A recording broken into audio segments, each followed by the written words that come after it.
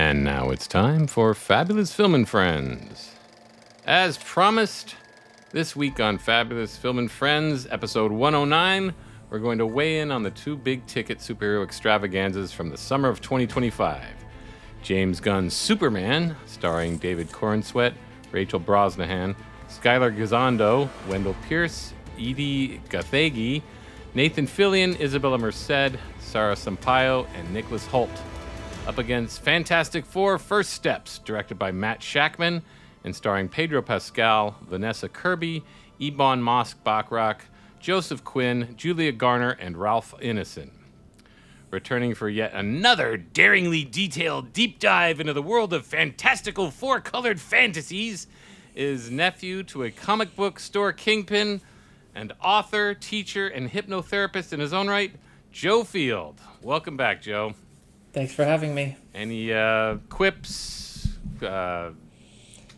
limericks, jokes, anything to enhance our listening and viewing experience? Only thing I have to say is, Excelsior! All right, good enough.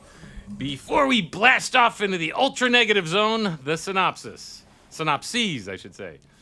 In 2025 Superman, it is 3 years into his mission, and Earth's champion, the Man of Steel, has met his match in Lex Luthor, who causes a distraction with a giant monster, or kaiju, and breaks into Superman's secret Fortress of Solitude, where he translates a message from Superman's parents in which they instruct their son Kal-El, Superman's Kryptonian name, to take over Earth and spread his seed.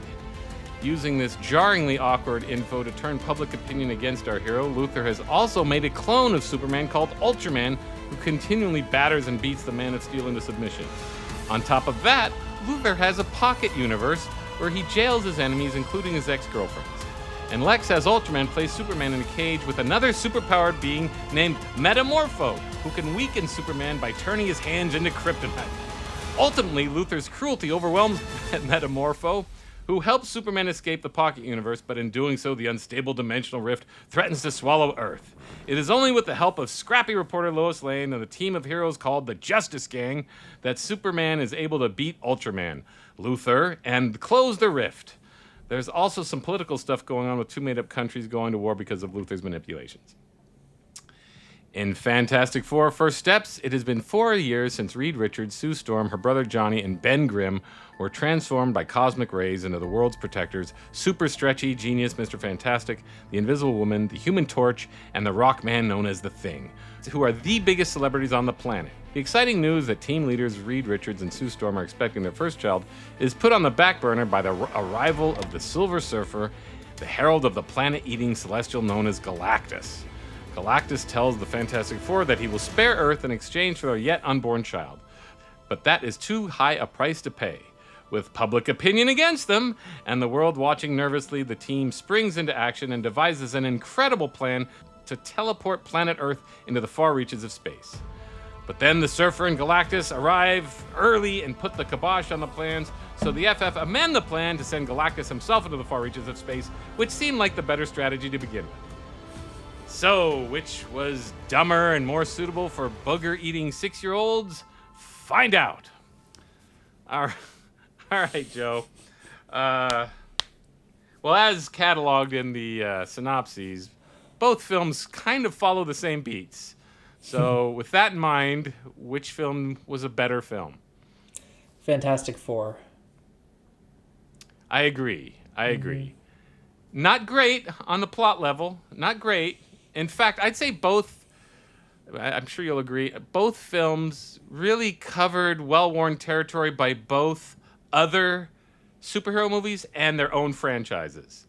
And even this new one, New Fantastic Four, as good as it was essentially a remake of the crappy 2007 Rise of the Silver Surfer.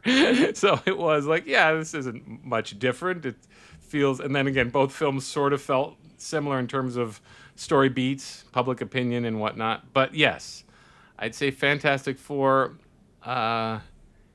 in terms of a work of cinema, was actually probably pretty high up there for Marvel. Like, you know, to its credit, the stupid world, like, teleportation just seemed like something Mr. Fantastic would do in the comics anyway. It didn't seem like, oh, this is so dumb. I mean, it kind of did if you stopped and thought about it. But I thought in the world that they created, it worked fine. It leaned very much into like 1960s comic book campiness. Instead of leaning away from it or trying to make fun of it or anything else like that. It's like, no, we're gonna. Sure, there's a bunch of interesting Space Needle type structures here in 1960s New York. Yeah. And it's very much like the Jetsons kind of feel. Sure. Or The Incredibles, which itself was a Fantastic Four ripoff. Not ripoff, but homage, if you will. Yes. And they I thought very smartly just said, hey, why reinvent the wheel? Let's just make The Incredibles the Fantastic Four. And I thought Matt Shakman, he did a great job, actually. I mean, he had done... Did you see WandaVision at all? I did, yeah. Yeah, so WandaVision started great. Like, this is great. And then it just devolved into Marvel crap.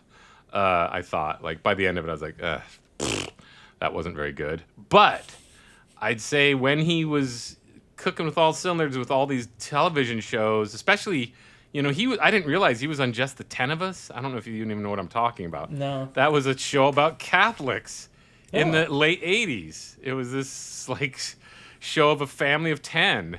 And they had a priest friend played by the guy who played Herb Turlock and things I'm talking over your head about. But it was interesting to me. I only watched like an episode in passing, but I didn't realize he was like one of the kids.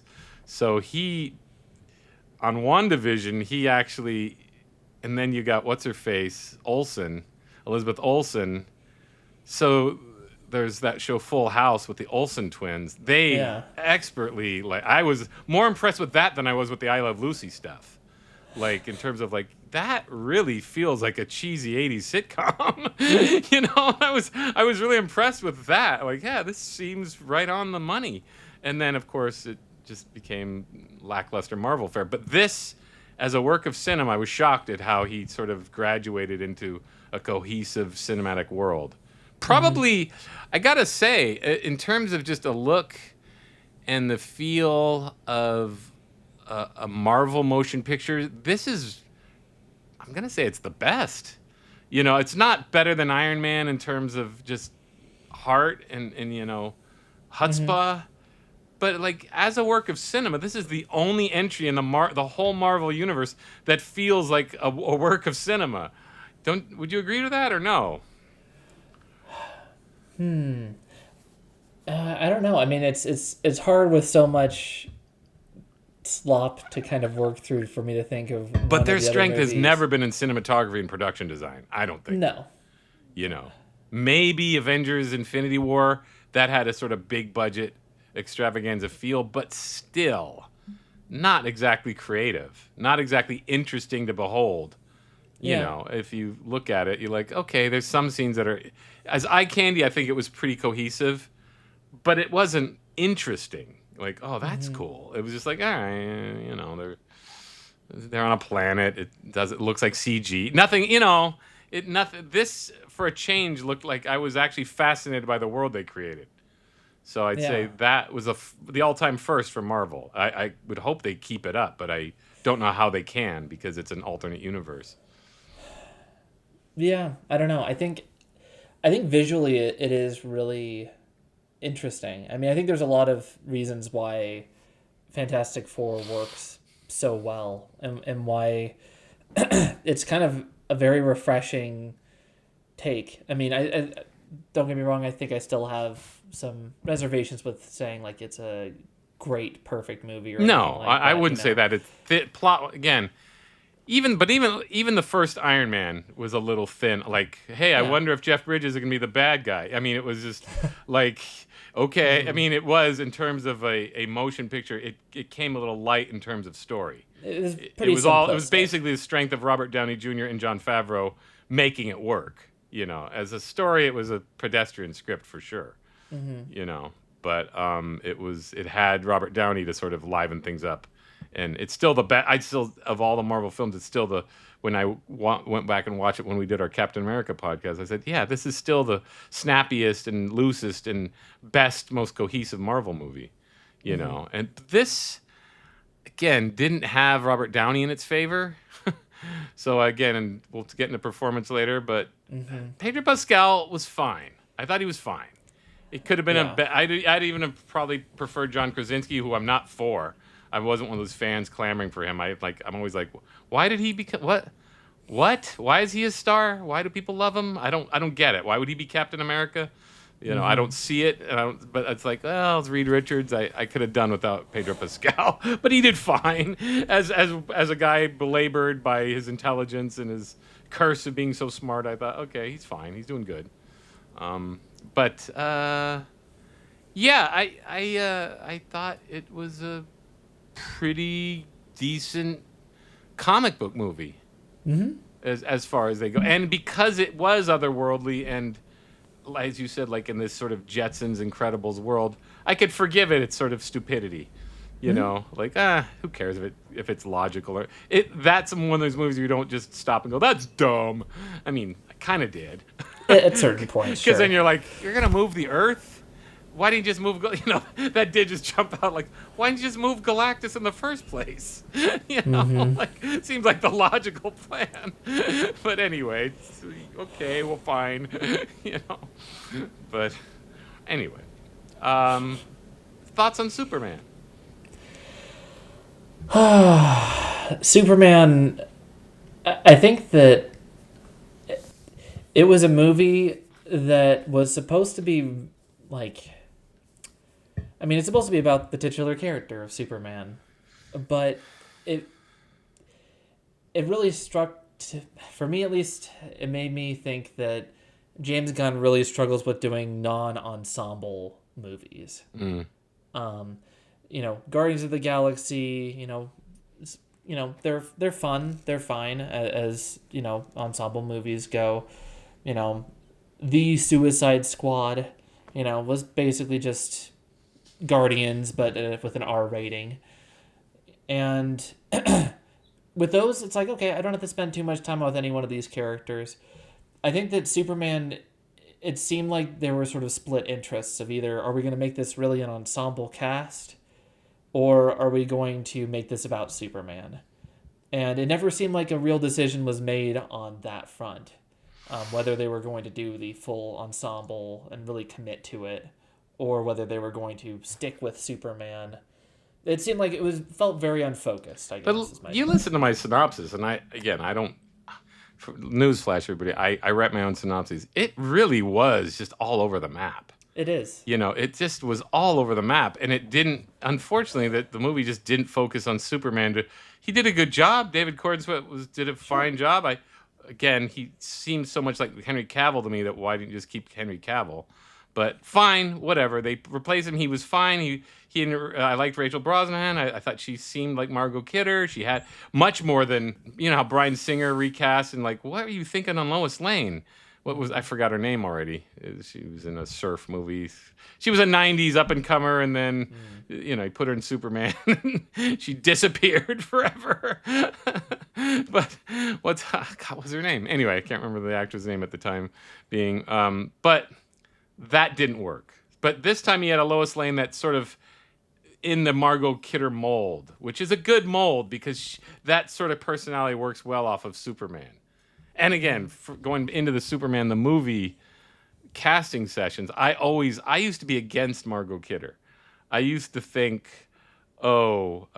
she's so like white trashy and ugly and not so. She even as a kid, I thought she wasn't pretty enough to be Lois Lane, and I thought it should have been like Linda Carter or Jacqueline Smith or somebody like. I used to think that until I watched the casting sessions of Superman the movie, and I realized you can't have two beautiful people like perfectly.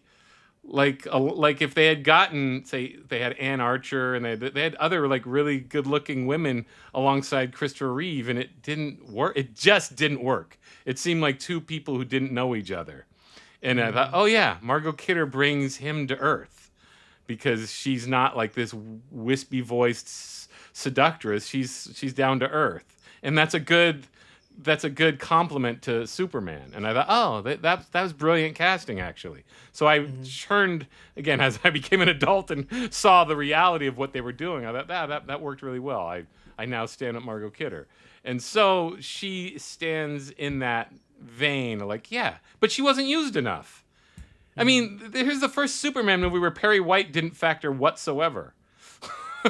I listed Wendell Pierce in the cast list because he should be, because it should be Superman, Lois, Jimmy, Perry. There's your core, and after that you can have whoever else. But that's your core group, and of course, I don't know. Dante, my son's very mad at like Lex being the bad guy again. He's like, they have a million Superman enemies, and they always got to go with Lex Luthor, and it's true. And this wasn't much different as its core. It wasn't much different than Superman 4, for that matter.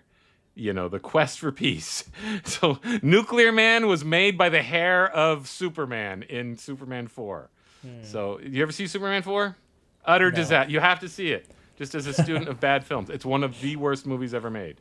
It was Canon. You know what Canon Films are?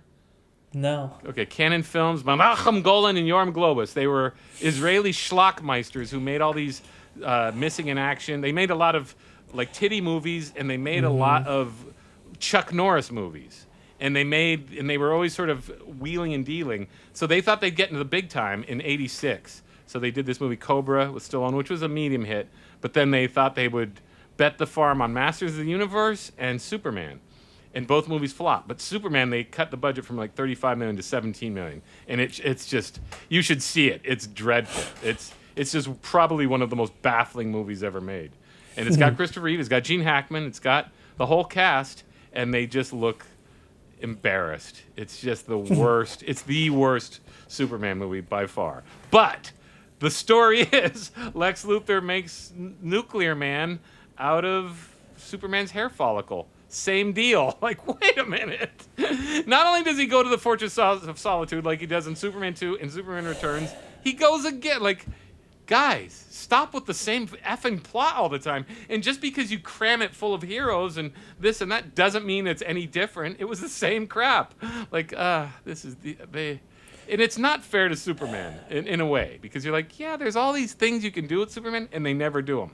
Man of Steel was a total rehash of Superman 1 and 2, you know? And it's like, this is just Zod all over again. What's the point?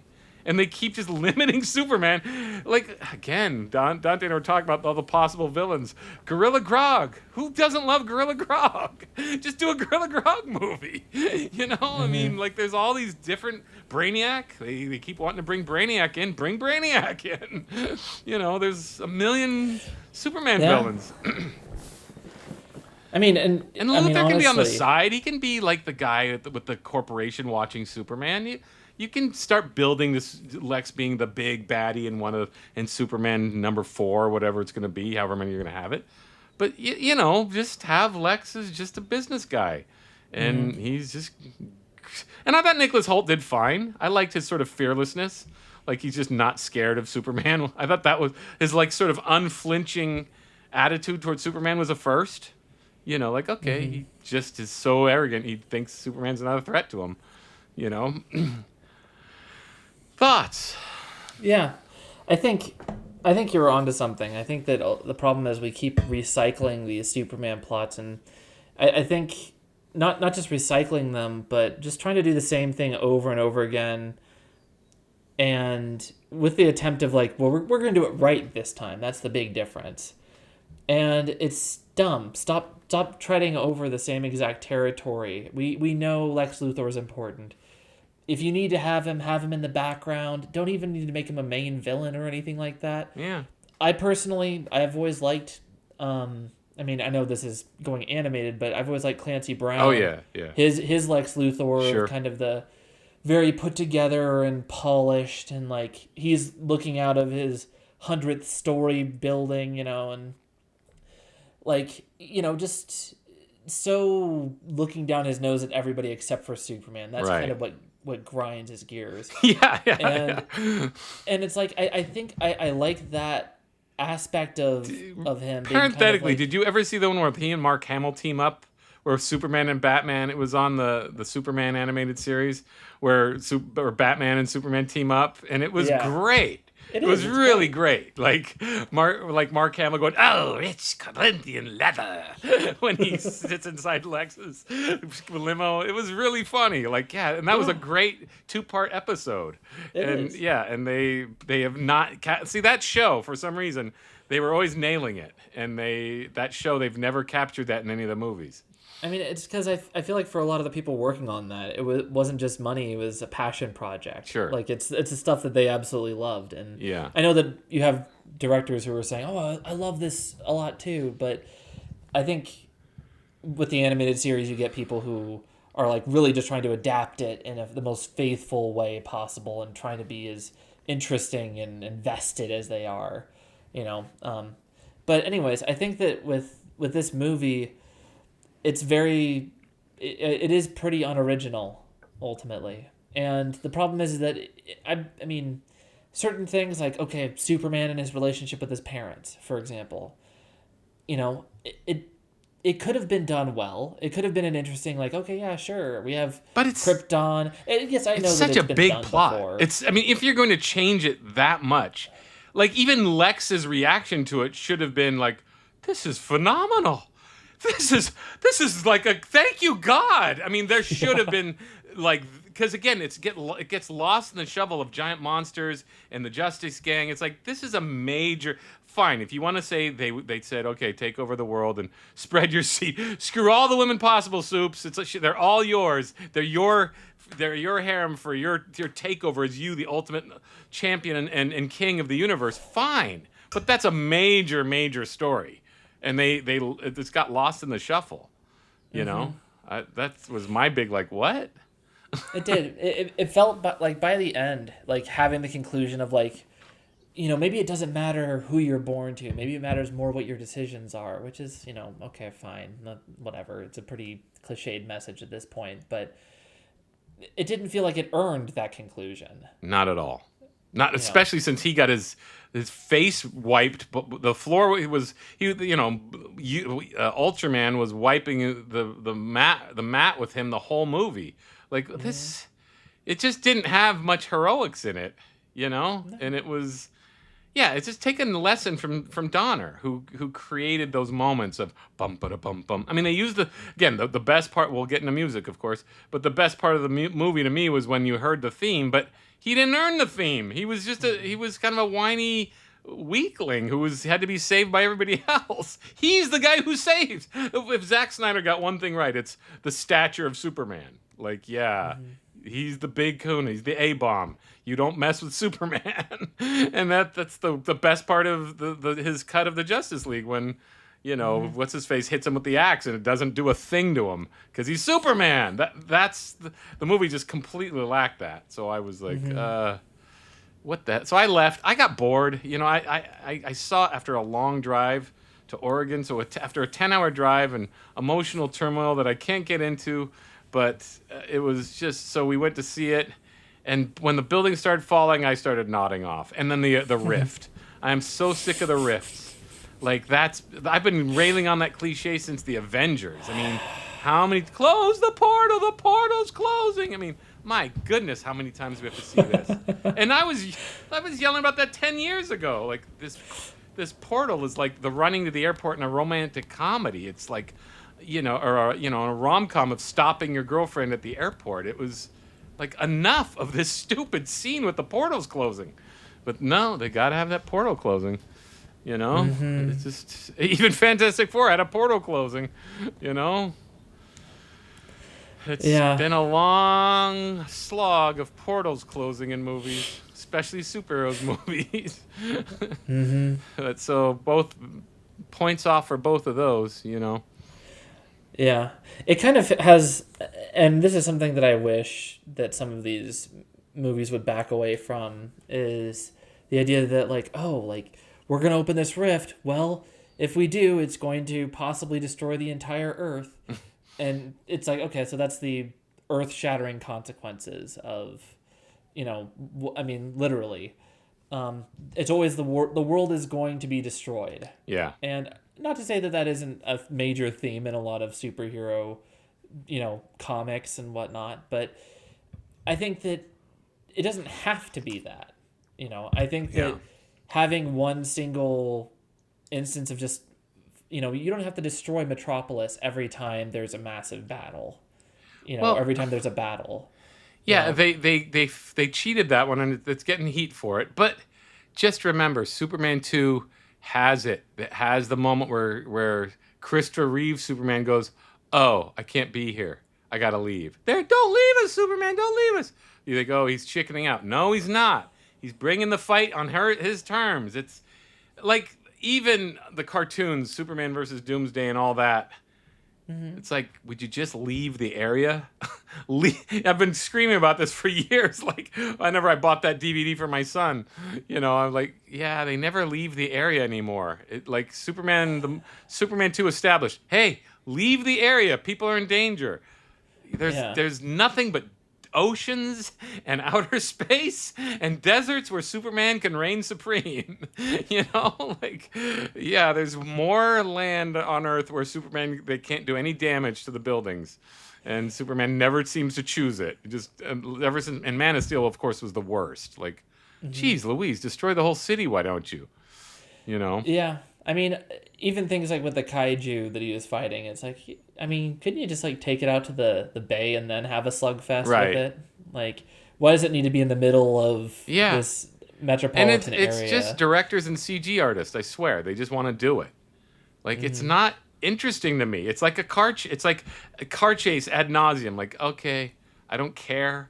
I don't care. Now they're explaining it. In both movies, they explained it fairly poorly. I think Fantastic Four has the edge because they could have had something with Mole Man, but I think he was badly cast.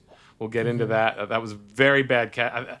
That guy, the Cobra Kai guy, he's not up to snuff, and that was lazy casting on their part.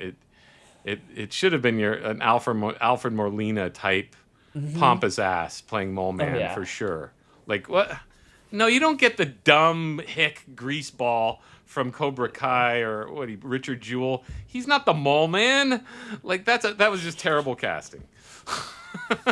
And lazy. Like what? He's a doofus. I mean, Mole Man's always been kind of a doofus, but he's a pompous doofus who hates Earthlings. Or surface dwellers and all that. So it's just I was just like, that was dumb. Plus, how does being underground help them when Galactus is crushing? And they even show it. Like, that was a big thing. I was like, that doesn't. What are you doing? Why even bring in Mole Man? Just have the people go into the little transporting transports into the end of the universe or whatever. There's any number of ways to deal with this, but it just seemed like I don't know. Just stop bringing the fight to the city. Yeah. Can you guys stop this? It's not interesting, but they keep doing it. I mean, even an easy fix for that would have been like, if he has to go to the underground or whatever, it's like, oh, well, you're going to use our special tunnels to reroute some of this traffic to different locations. Yeah. But having everybody bunker in down underground where there are sure to be shockwaves, tremors, and earthquakes. It just doesn't seem like very smart planning. Yeah. And again, we're getting, the movies work, but to go to those details, just, stick with the fantastical story then. That, the negative zone or whatever, Reed Richards' negative zone. And where was that? They've already discovered, they're 4 years into it. So 4 years into the adventures, they're in the negative zone. So anyway, that's just all comic book stuff. What movie? We don't typically go into the production design and the look so soon in our discussions, but I think it's warranted. What did you think of the look of Superman? I was extremely disappointed, especially with Fantastic Four, bringing it into sharp focus as a strong production design and a cohesive look. Superman, I thought, looked bad. Like the wide angle photography at first looked good in terms of, that first landing on Earth and crypto and all that. But then with the flying and the punching and the everything and in such a wide angle, I thought made it look goofy. It strikes me as like a very disjointed visual experience. Thoughts? Am I wrong? You agree? Yeah. Did you think about it? I mean, yeah. I mean, it's true. I think that a lot of the way that they carried out things, the flying,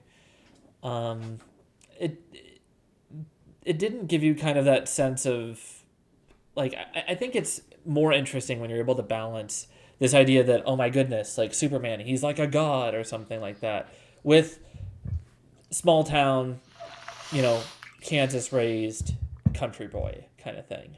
Yeah. Like the humility with the godlike ability and stuff like that is, Right. I think, interesting. And being able to balance those two, I think, is really important. And I think the problem is that when it came to a lot of Superman's feats within the movie, there were only a couple of moments that I can even think of where I'm like, whoa, he's really, really cool. Like, look at all the awesome stuff that he's able to do, versus, like, yeah, he's everybody's punching bag, and he's just getting totally whipped on the entire movie. And the way that they carry that out, the moments of him flying, kind of, I know that it was made fun of a lot online before the movie even came out, was the sort of awkward angle of, him looking up into the camera as he's flying around. And I kind of agree that, like, even watching it in the movie, like, not having to freeze frame anything, I was like, yeah, it's a weird angle. Like, I don't know what it is. I was like, But even like, remember he punches one of the guys and the tooth falls out. It just didn't work. I thought that didn't work. Yeah. That was cheesy. That looked like a video game. It just, throughout the movie, I was constantly thinking, this doesn't look good. It's not a good looking movie. It's probably one of the ugliest Superman movies in terms of a cohesive look. It actually rivals the aforementioned Superman 4 in terms of just, Superman 4 is just schlock. So this wasn't schlock, but I just thought it was a bad design. When he punches through the glass and it was in a wacky super wide vision, and I'm like, that's not a good angle, for that heroic moment. It just didn't. I just thought, there's all these comic books as templates, visual template, and that's where Fantastic Four, I have to say, looked great. It looked like the comic. The Fantastic Car looked like the comic. It all felt like a gee whiz bang. Oh, we're in a comic book adventure, and it felt. Yeah. As a movie, it was actually pretty brilliant as a visual experience.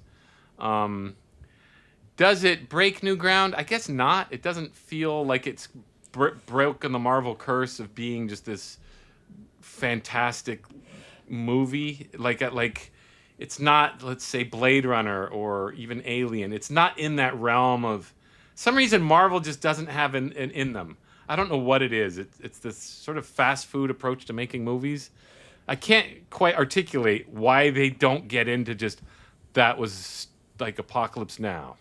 It's like they just, is it because it's the mundane, but see, you got the first Superman, which to me always seemed like a big budget extravaganza, great movie. Yeah, it's popcorn thin, but it's still, like, as a look, it's a bold movie in my mind, whereas these just sort of fall short. Fantastic Four, and again, as I said, probably the best in terms of Marvel's production design and the whole cinema experience. And we'll get into music too, because Michael Giacchino's score was fantastic, like really great. This is what I've been wanting from him from a while now, because I know, like, The Incredibles, he burst on the scene with The Incredibles, and then swung and missed on Star Trek, Spider-Man, and Star Wars. Like, he gets the big three. He gets the big three franchises, and he swings and misses. Like, wow, yeah, Spider-Man, I think, is just like, what? Now, if you listen to Fantastic Four, you go, that's what Spider-Man needed. That energy, that, like, sort of pulsating energy the whole time, And yeah, so I thought as a visual audio experience, Fantastic Four was as good as Marvel's ever given. No? Yeah. I think so. You seem quizzical, like you haven't. No, I think that if I had to say if there's one thing that I think the Fantastic Four has done that is I would say in terms of breaking new ground, I would say this is the first time that I've really truly felt like this was an adaptation of the comics where they weren't secretly ashamed of its origins. Right. You know, because I feel like even with so many of these other movies, even though it's like, oh, look, we're going to have this cool thing, there's always a little bit of a tongue-in-cheek, like, this is really silly. Right. You know, or this is goof. I mean, you know, for the most part, this felt very much like we love the fact that it's like from the 60s. Right. And we love like the crazy, weird space travel and, oh, we're going through this wormhole thing, you know, and the idea, I mean, just the design of Galactus, like the reason why he was just a giant cloud and, you know, Rise of the Silver Surfer, they were scared. Yeah. They thought this, nobody will ever want to watch this movie. Right. If we have this giant purple weird looking headed guy, you know, walking out of nowhere. Well, the opening credits or the opening TV show where they're you know, the found footage or the sort of TV newsreel footage of them going to space and all that, I thought was fantastic. And I've since back when what's his face, poor departed Mr. McMahon, who just died, who played Doctor Doom in the first movies. I remember just complaining, like, why would you not have security footage of the Doombots invading the UN and just own he's a despot from Latveria who has a suit? Big deal. You can make that work. I don't know what they're planning with Robert Downey, but it's like, yeah, he's just an evil genius dictator with this metal suit. Own it. And Reed Richards, and he's as smart as Reed Richards. And I've never understood, like, that Josh Trank version was so bad. I want to make a body horror movie with the Fantastic Four. Like, yeah, right. That was never, ever the mode of the comics. You know, a wrong-headed example of that is, you ever see Greystoke, The Legend of Tarzan, Lord of the Apes? No. It's from 1984. It's a Hugh Hudson who directed Chariots of Fire. So you've got this BBC Masterpiece Theater, British to the hilt version of Tarzan, and it's so bad with Christopher Lambert. I don't know if you know who he is, but from Highlander, he's the star. So he burst on the scene, and it's ridiculous. Even in '84, I'm like, this is ridiculous. This is so stupid. I was 14 years old going, this is so stupid. It's like Masterpiece Theater. Masterpiece Theater presents The Amazing Spider-Man. You know, like, that's a stupid idea. And that Josh Trank version is the same thing. Like, what the hell was he doing? So then you've got two things going on. And again, Doom is worse than ever. He's worse than he is in the 2005 version. Like, what the hell is this? Why? And so, yes, you're right. You know why Galactus is imposing? Because they committed to it. They committed to how awesome he'd be, and that's what I mean about this. That's what I mean about this movie. like when it's constant shot in Marvel Comics. The outline with his eyes glowing. That was that is straight up. There it is. That's what I mean about they paid finally. Like, yeah, take a page from the comic books. These comic books last for a reason, because they're visually interesting.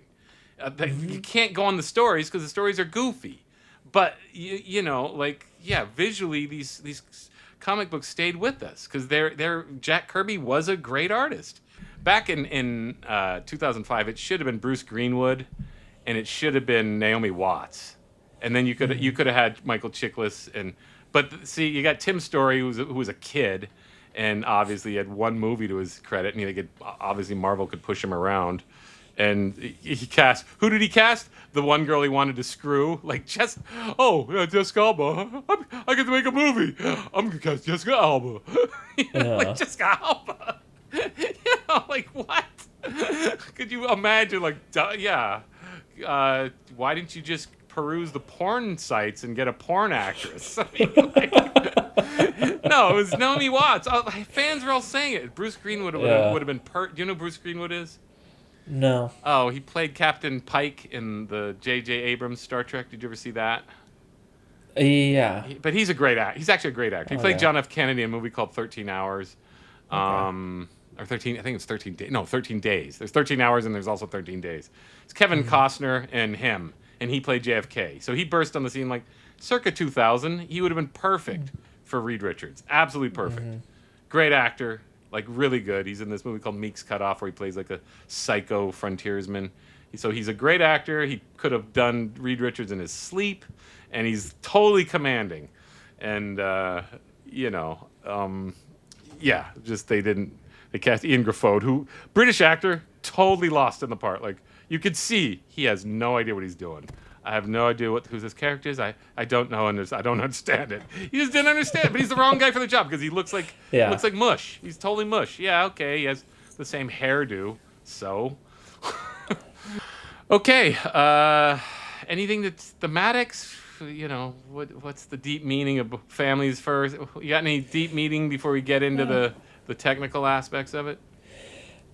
I think that Fantastic Four does a better job, certainly, than Superman in terms of its underlying themes and overall message. The idea that, family, there's an importance to family, and that, these are superheroes who, yes, they've time and time again been helping the world, but that doesn't mean that they're going to save the world at, this, the cost of their family unit or anything like that, Well, I thought subconsciously there was something strong in that message of you're only going to save the world when the family stays together. That could be wishful thinking on my part, but I wish her speech was that, but that would be maybe too on the nose.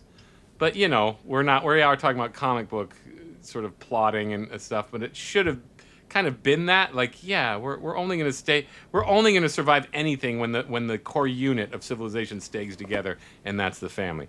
And by and large, the film succeeded in conveying that message overall. I don't think it, whereas Superman, James Gunn, again, did you ever see Slither, James Gunn's movie? Okay. Kind of a ripoff of a movie called Night of the Creeps, if you ask me. But Slither, he just likes dumb hicks. So he likes those. He likes going, well, golly. He likes putting those characters in his movies. And I was just stunned that he created Ma and Paul Kent to be them. Like, dumbass, have you ever been to the Midwest? There are the Glenn Ford types. There are the like salt of the earth, conservative, religious, strong people who did make America great.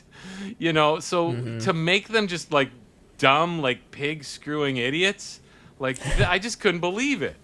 Like, that's your vision of Ma and Pa Kent? I made you your boots on. Oh, why don't you go out and save the world? Like, I couldn't believe it. Like, this guy. You say you enjoy James Gunn's movies. I say there's one movie I enjoy, and that's Guardians of the Galaxy, and that's like The Matrix. I don't think he wrote it.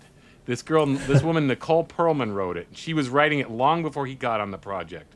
And I think he just doctored her script. And that's why it's good, because the other two are terrible. And it's a testament to how bad the other ones are that this one ranks higher than, say, Man of Steel.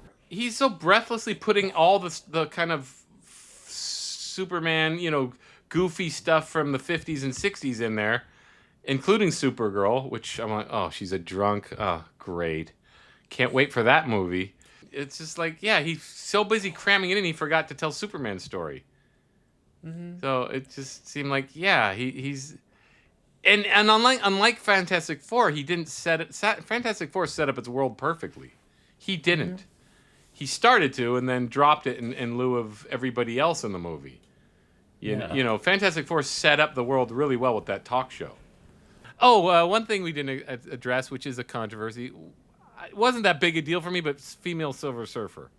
Thoughts? I was one of the people who went in thinking like I was gonna hate it. Yeah, me too. I like Norrin Rad as the Silver Surfer. It's a cool story. I still think it was unnecessary making the change.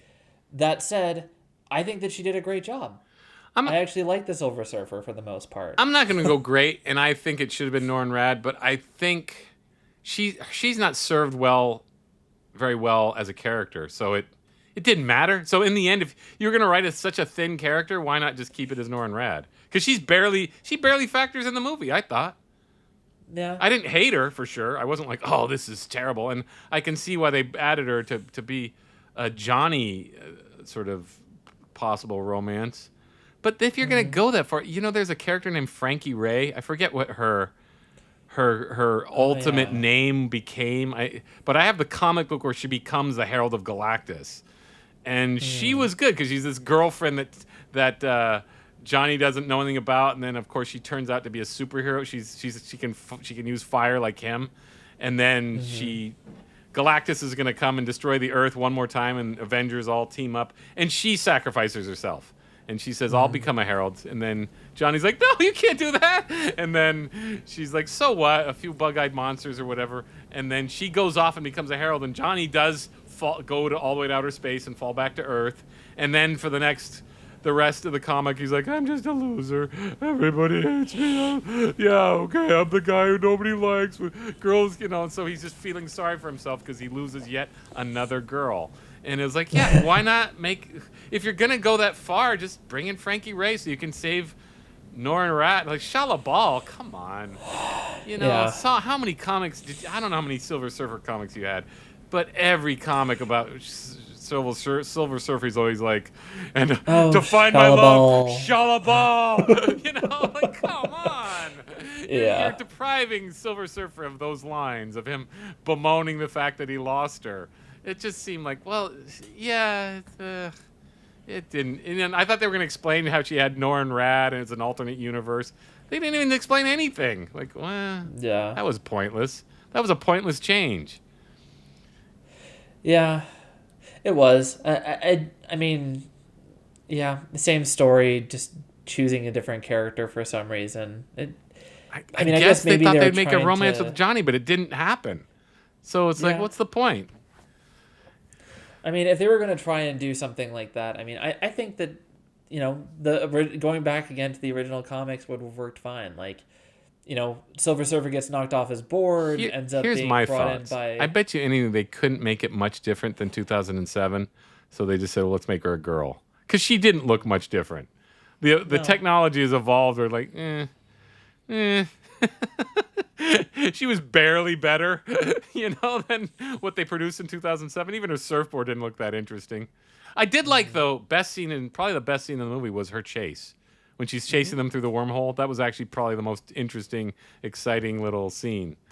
So she had moments, but I wasn't hating it. I didn't like, oh, it ruins the movie, but I did question why they even bothered. Yeah, I think it was interesting. Like, as far as an antagonist goes, I actually liked her as an antagonist. Like, the sort of sense of danger that you get is very, like, subtle in many ways. It's not like... That's true. It's not like, okay, this is a person who's going to overwhelm you with their firepower, but it's like, oh no, but this is a person who's able to, like, move extremely fast, who's able to go through material. You're not really sure what sort of limits she has, if any. But see, that's she needed a little bit more fleshing out so you understood just how powerful. Just because Silver Surfer is mega powerful, and he's always human. I'm not gonna kill you because I'm just too good a person to kill you, but I could. That's Silver Surfer's deal. He's pretty unbeatable, and so they didn't establish, because those scenes that we mentioned, they don't establish just how unbeatable she is. So it's just like, they're kind of giving us this is the assumption, we know how powerful she is, but the average schmo doesn't. They don't care, obviously, but you have to understand, like, Silver Surfer is way up there on the chain of, you can't mess with him. Yeah. I mean, I think also they skirted around the power cosmic. Right. In terms of just, they've used the word. It's campy. I've always loved it. Because before mutants, that was the deal. It was the power. Yeah. Because then mutants sort of took over for a while, but... Yeah, power cosmic for sure. Yeah, and you don't really get the sense that they have any abilities except for Galactus being very big and Silver Surfer being very fast and being able to go through things. like there's not really a sense of like, okay, like what does it mean to have this power cosmic? If you had to pit the two, Pedro Pascal versus David Corenswet, who wins? I might say just very narrowly David Corenswet. I didn't dislike Pedro Pascal, but I found that if I had one major critique for the Fantastic Four movie, the main cast just didn't have the sort of energy I would have liked, which I feel like is probably more of a directing thing than actually on the cast. But I felt like it would have been nice to have more from each one of them a little bit. I can see that. Yeah. Yeah, that's a tough one. David Corenswet seemed like Superman, for sure, and he didn't fail us there. In fact, he probably, because of the aw shucks, he's probably a little bit better than Henry Cavill, though I like Henry Cavill's stature more. Henry Cavill, I think, held the screen better than David Corenswet. Yeah. Pedro Pascal was a weird one because he did fine in the part that was written, Yes. because he was written to be a bit of a downer and apologetic about it all. But he, with the mustache and the look on his face, he didn't seem like the team leader that's going to lead the universe. Like Reed Richards, he's the king. He's bigger than Captain America. All of them. He's the leader of Earth. When push comes to shove, it's Reed Richards who bosses everybody around. And I just don't see that in David and in Pedro Pascal. He, like him up against Tony Stark. Okay, Tony Stark's dead. Chris Evans is Captain America. They're all dead, right? So it's like he's got to take over as the leader, and I don't see that happening. Because again, in that comic where Galactus and Frankie Ray, the Avengers are in it, and they're all bitching to Reed Richards because Reed Richards refuses to. Tony Stark is bitching that Reed Richards refuses to kill Galactus. And then Captain America joins him like, no, we must never take a human a life of any kind in order to achieve our goal, So that's it. They all defer to Reed Richards. And, Tony Stark's like, no, this is crazy. Let's kill him. Let him die. They're like, we must save Galactus, Anyway, I think you're right. It's overall, does he seem like the guy who's the king of the universe? Again, leader of the Illuminati. He's the leader of them. Yeah. He's the leader of Black Bolt and Professor X. Reed Richards is the top dog. Yeah. And I just didn't see that in Pedro Pascal. Like, I don't buy it. No. I mean, he seems like he's very scientific, and he is maybe the smartest man in the world. Yeah. But you don't get the sense that he's a leader, really. No. And he the sort of apology, like in the previews, it came off worse than in the actual movie of him going, I don't know. I'm like, that's the Captain Kirk problem. The new Captain Kirk with Chris Pine saying, I don't know what we're gonna do. I'm like, that's not Captain Kirk, dummies. That's the one thing Captain Kirk doesn't do, is think, oh fuck, we're screwed. He doesn't do that. That's Captain Kirk's thing. And Reed Richards doesn't tell the world, oh gee, I don't know. But I think in context with this, I was like, okay, that's not terrible. But yeah. Okay, so moving on. So Vanessa Kirby versus Rachel Brosnahan.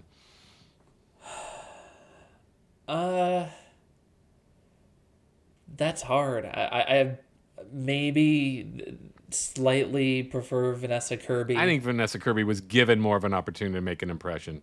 Poor Rachel Brosnahan was not, and that's just not. That's not fair. I don't think for she was Lois bad Lane. at all. No, or anything. Like I said, earlier, she had the Lois Lane vibe, and she's pretty, and she not that that's a thing, but well, actually, it is a thing. She's got to be pretty. You got to be attracted to Lois Lane, and it's like, she wasn't given a chance. That's all.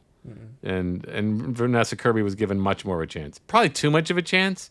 I mean, I fully appreciate that they want Sue to be more of a progressive, strong woman. And in 1964 comic books, Sue was always like, Namor falls in love with her. Silver Surfer falls in love with her. Doctor Doom falls. They all fall in love with Sue. Like that was her sort of thing. And there was always like they were just saying, like writers or kids would write in and say, get rid of her. I mean, that's how useless she was.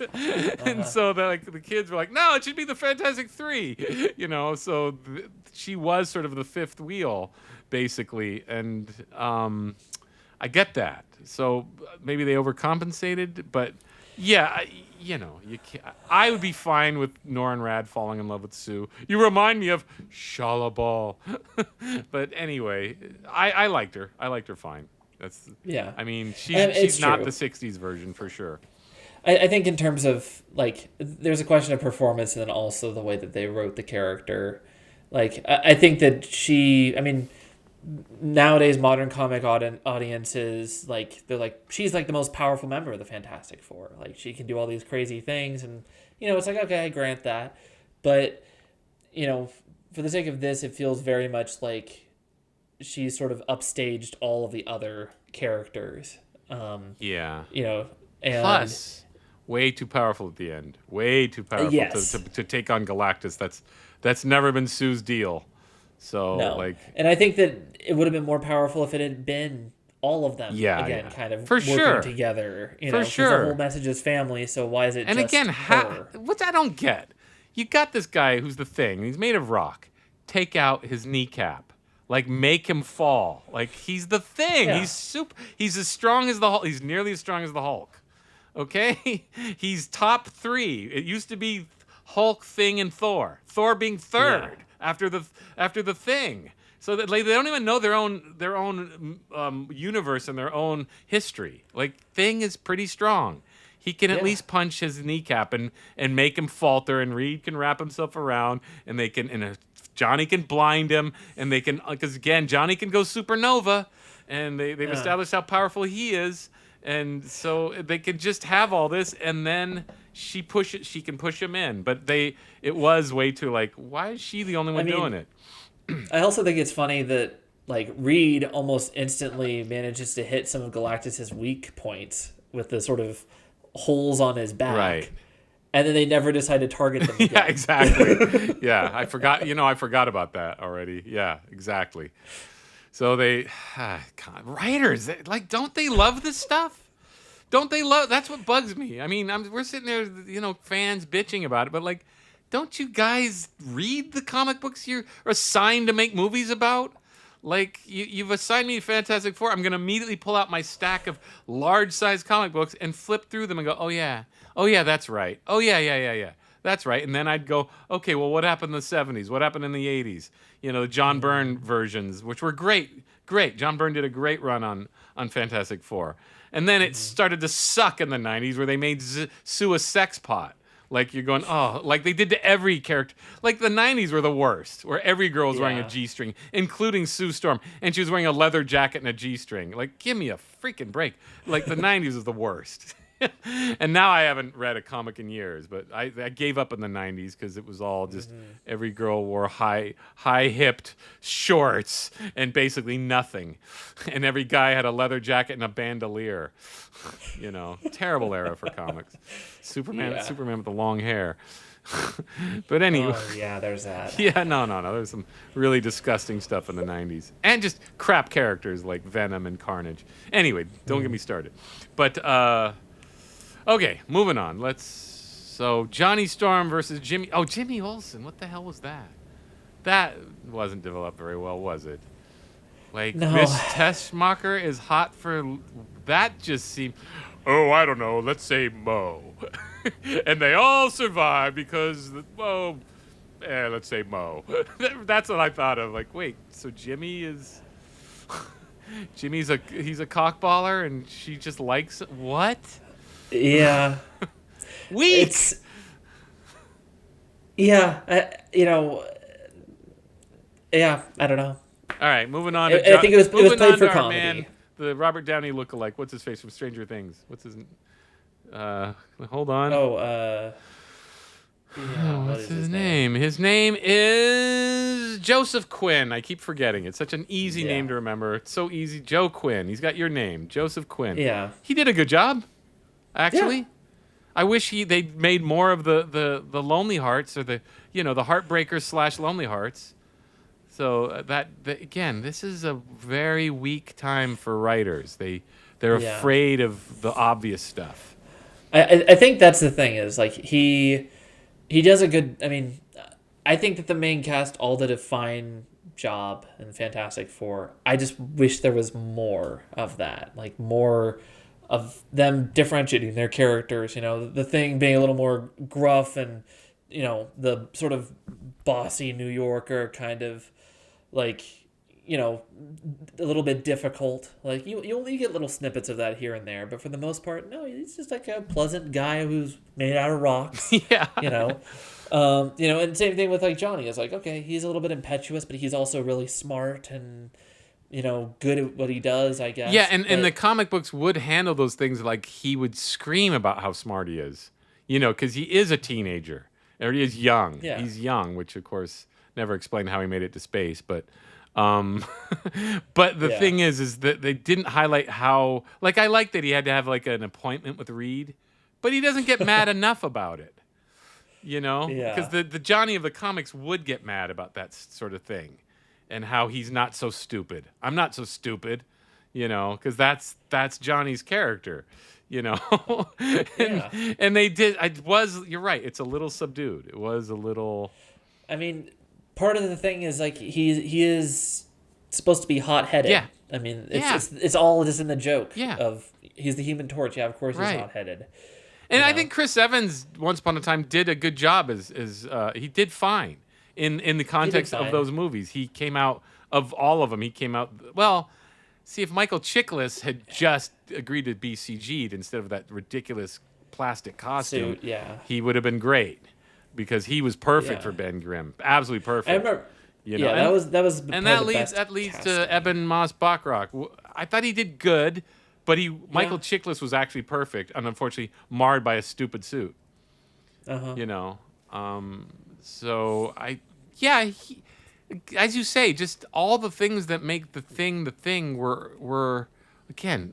The Thing without Alicia is just, to me, that's all I know. So I don't know what's going on. I never heard of any Rachel Roseman. So is that a new character or what? I don't know. Because I was like, what is this? Where's Alicia? I think it's such a weird thing to take. I mean, again, with Disney trying to be inclusive with different characters, to remove the blind love interest. Yeah. From something like this is just sort of a bit of a head scratcher. It is. To me. It's like, well, why not? And Natasha Lyonne certainly could play blind. She's become a handy, capable actress. So, like, why wouldn't I just didn't get it? Like, and the character went nowhere. Isn't Alicia supposed to also be like the stepdaughter or something like that of the Taskmaster? No, not the Taskmaster. Or not Taskmaster. Oh, who is it? The Puppet Master. Thinker. The Puppet Master. Oh, Puppet Master. Puppet Master is her uncle. Yeah. Yeah. Yeah, exactly. So. Fine. Save that for another day. Fine. Save that for another day. But yeah, I didn't get it. And I just wondered, why are they going down this road that doesn't seem to go anywhere? And it didn't have him with having like a Jewish wedding and Mazel Tov. Like, where's this? It'd been fine. I'd have been cool with that. That sounds like a good idea to me. Fine. He's got grew the beard. He's got the yarmulke. He's, having a party at the end. Fine. They marry each other. Fine. But it should be Alicia in my mind. She can be Jewish. Yeah. That's good. Good. Sure. What the hell? It's strange. It was just a strange, like, what was on the cutting room floor? That's what I want to know. And there's quite a bit, I know, because obviously John Malkovich got cut out of it. And there's a whole sequence in the previews where they're touring. They're like touring the house, and that got dropped. Yeah. So I don't know. Yeah, it's so interesting that they have it had such a short runtime too. Yeah. Like, I mean, it as a movie it worked out fine, I'm sure, but I mean, compared to a lot of the other Marvel films that have come Well, out. I think they're getting cold 2+ feet. I think they're getting hours. cold feet because nobody's as interested. So shorter Yeah. runtimes means more screenings. So finally, Silver Surfer / Galactus versus Lex Luthor. Silver Surfer and Galactus, I would say by a wide margin. I thought I'm not gonna say wide. I thought Nicholas Hoult did a really good job seeming like a psycho.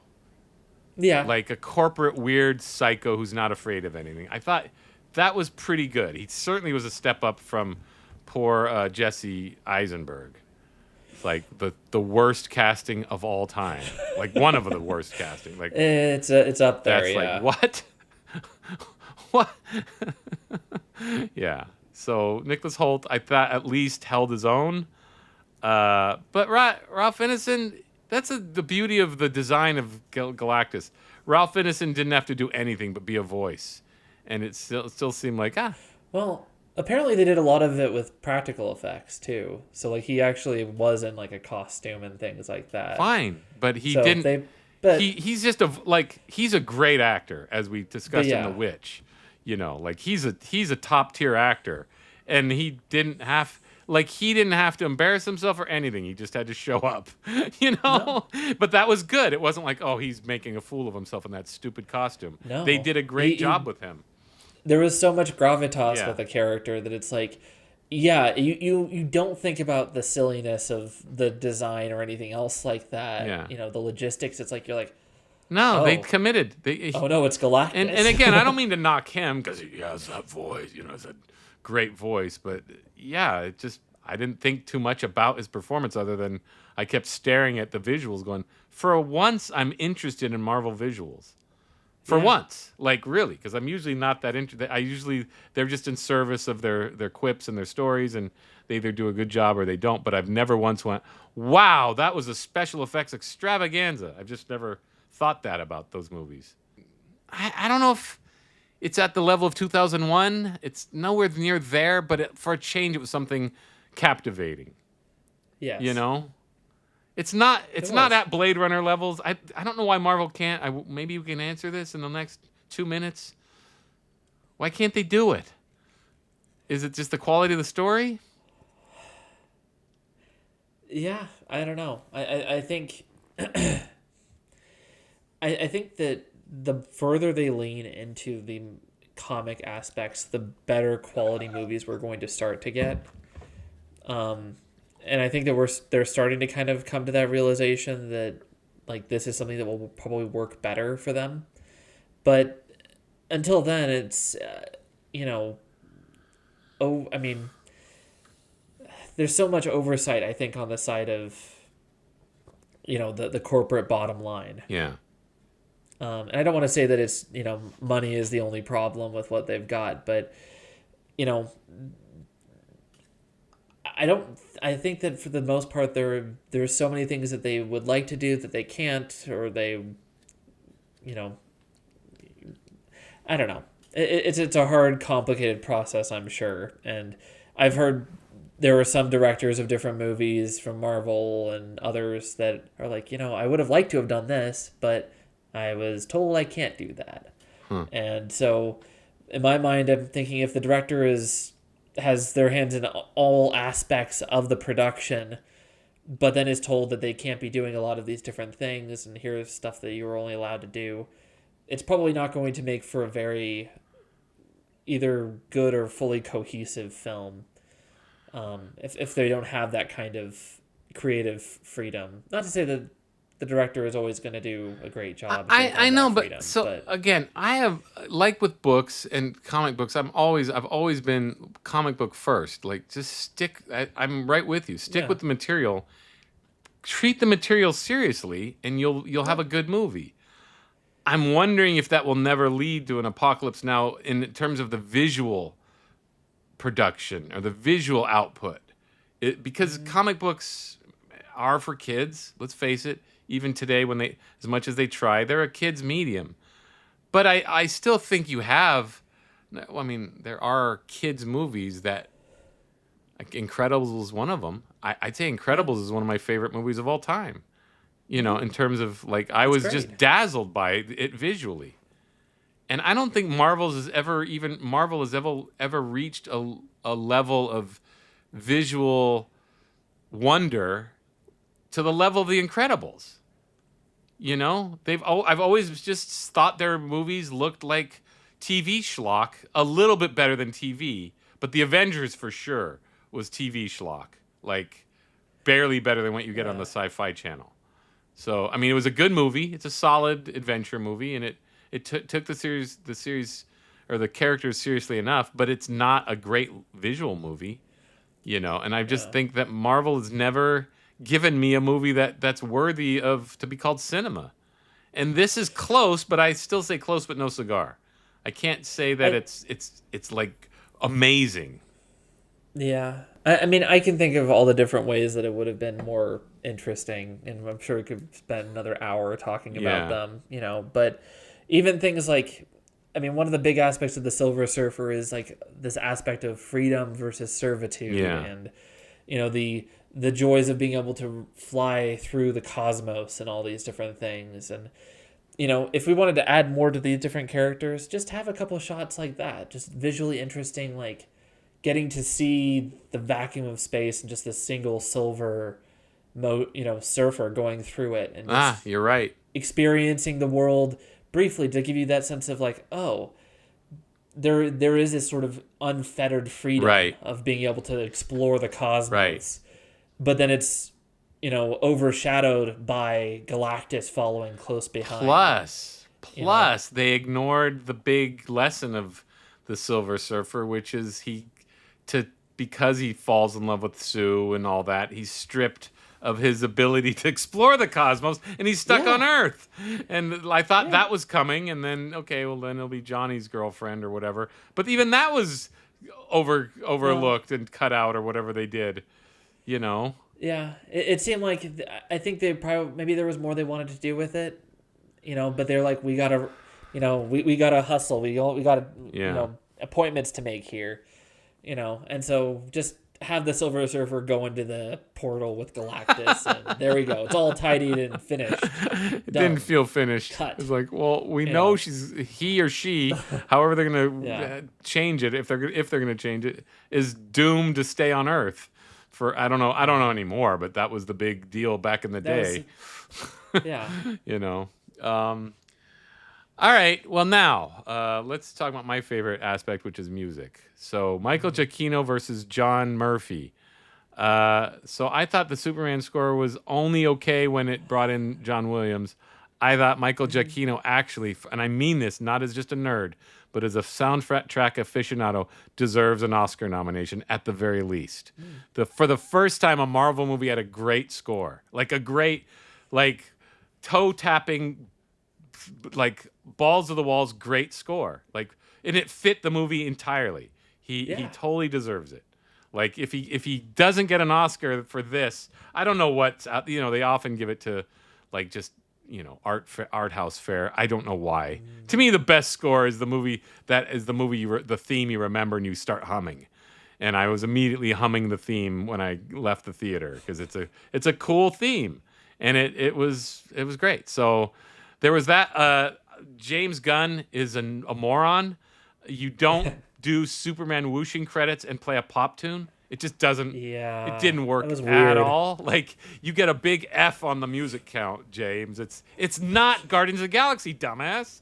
You know, like it just isn't. It's Superman, and you got whooshing credits, which looked great, and it didn't work because you're. I don't know the pop tune. I don't care. I was just like, that's when you play the John Williams music, dummy. You know. Yeah. And it's whatever.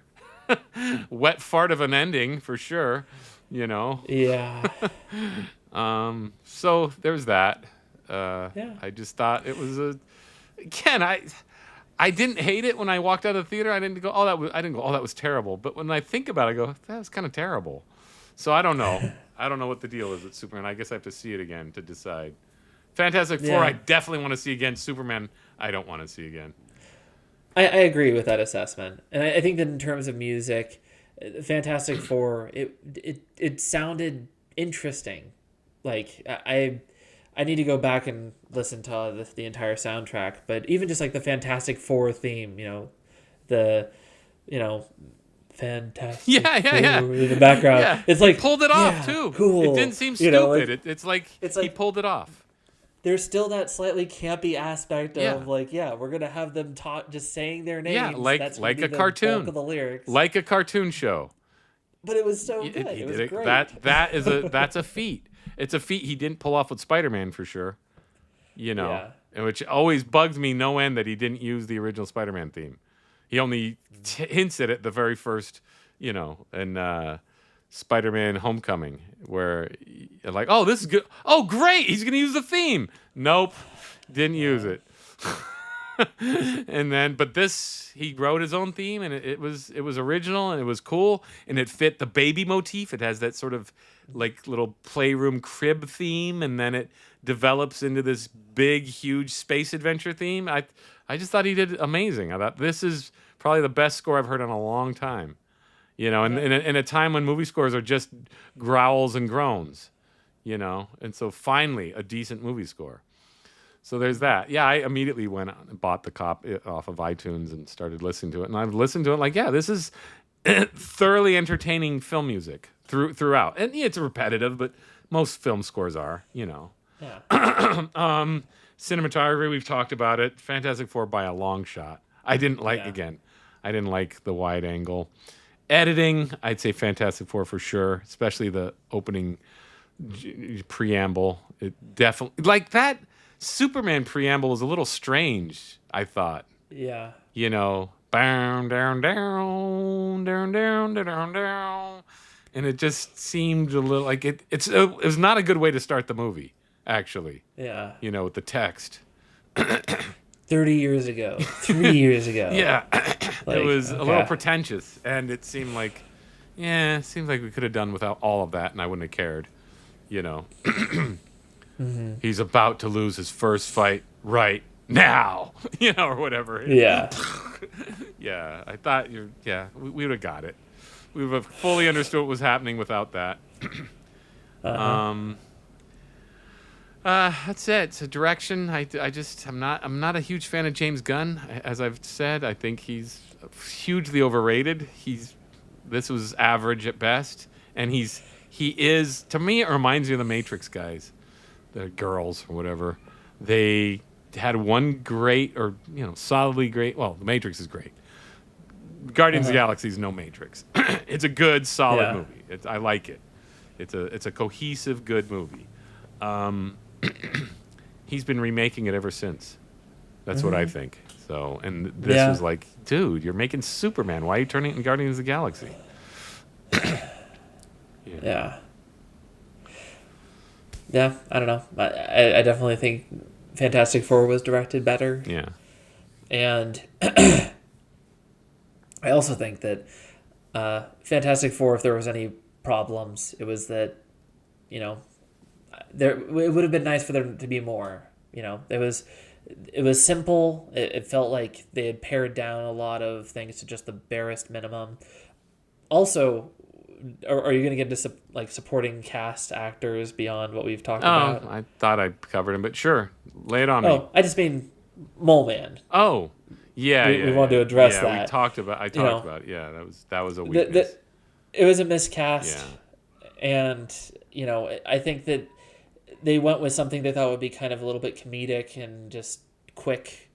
And unfortunately, I think they showed with other aspects of the movie how effective it is leaning into the source material. And if you have this Mole Man character who is he's been living underground, devoid of human contact, and hates the people above. And plus, he has these people. He has these mole people, the subdwellers, and they didn't even. I thought they were going to scream. I thought all everyone was going to see them subdwellers and scream, Yeah. No, don't be scared of my subhumans, But no, none of that happened. Yeah, I mean, I think it would have been more fun being like, what would that guy actually be like? He's not going to walk in there like a high roller, like, oh, well, I'm not going to do it unless Reed asks me to. Well, again, it's like Dr. It's like, Octavius. okay, In the come on. comics, I have a Fantastic Four comics where they bring in Dr. Octopus to deal with Sue's radiation poisoning, and she's pregnant again. And he's like, he's just grinding his teeth while Banner, Dr. Octopus, there's like this whole assortment of doctors. I forget exactly, but he's like, you come to me, bah, because you need Octavius, And so Banner and turns into the Hulk. This is when he can control the Hulk, and he's about to just smash the hell out of Dr. Octopus, and Reed comes in, and he's like, Octavius, you will go back. You will help me, and you will go back to jail. And he's like so forceful that Octavius just does it, because Reed Richards is the man, right? Like he's the guy who like calms everything down, tells Banner to take a hike, and he tells Octavius, and that just I did like when Reed calls him Mole Man, but that was the moment I thought that Reed was going to take over and go, okay, but it's like they played it too much for laughs, and then they made Sue the one. And that's like, you're undermining Reed Richards at every turn. Again, I don't feel like this is feminist thing and blah, blah, blah. I don't care. I just think, you really are, the writers can't help themselves right now. They just have to make the girl the best. And it's not offensive. It wasn't like, oh, I feel so emasculated. But I'm just like, but Reed is the guy. And that scene is similar to typical Reed Richards stuff. Like, I'm just... But I didn't like him anyway. That Richard Jewell actor, he's a sitcom actor. He's Cobra Kai, and that's like he's a Naked Gun too. Perfect. Stay in your lane, buddy. Why'd you cast him? That's like casting Christopher Walken in Dune. Like what the hell? Like the one time I'd want Patrick Stewart in a movie is like you couldn't get Patrick Stewart or Ben Kingsley. You got Christopher fucking Walken. It's the worst. It's just Anyway, all right. Final thoughts. You gonna buy any of these movies? Any of the movies going in your shelf? I might consider buying Fantastic Four. Same. It's been a while since I've seen a Marvel movie that I wanted to watch a second time, but that one is, and only for the visuals. List. I was fascinated by Galactus. I was like, I'd like to see those Galactus visuals. Reason. They were cool. I mean, Fantastic Four, I think, was some of the first comics that I ever read, and I started with the Silver Age, original comics, and Galactus was cool to me back then, as a little kid. I've never understood the fear of Galactus. Like, he's cool. It's a Jack Kirby design. It looks cool. Yeah. Yeah, it's complicated, but so what? So is every hero. He's an alien with that big old head thing. It's complicated, it's weird, and I love it. I think it was great. This is I just don't the Josh Tranks and the Tim Stories of the world just can suck it. Now, I don't know if those are studio mandates or not, but it was that whole X-Men, would you prefer yellow spandex? When, as they proved, it wasn't that bad a thing.